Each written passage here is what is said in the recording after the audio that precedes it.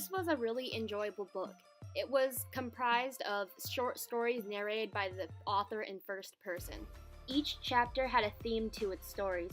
Each story was centered around a gang member and retold an event or conversation Gregory or G had with them. I liked that each story was fairly short, about a couple pages tops. I also enjoyed Boyle's writing style, and it was easy to understand and often humorous.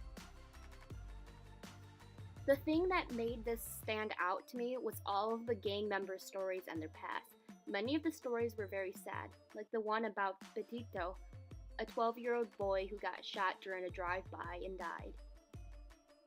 The gangsters had very sad family lives or had an absence of family life at all. For example, here's a quote from the book. I think it was in the 4th grade, he begins. I came home, sent home in the middle of the day, got into some pedo at school, can't remember what. When I got home, my jefito was there. He was hardly ever there. My dad says, why they send you home? And 'cause my dad always beat me, I said, if I tell you, promise you won't hit me? He just said, I'm your father. Of course I'm not gonna hit you. So I told him. Rigo is caught short in the telling. He begins to cry, and in moments he's wailing and rocking back and forth. I put my arm around him. He's inconsolable. When he is able to speak, and barely so, he only says, he beat me with a pipe.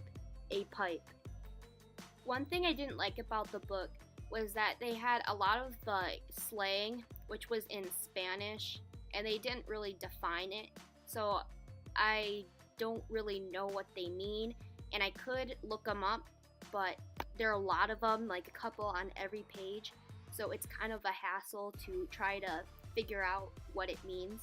I know what a couple of the slang is, like mijo, but I'm not a fluent Spanish speaker, and I think that it would have helped if we had a little footnote on the bottom translating what it meant. Despite that, I really liked the book.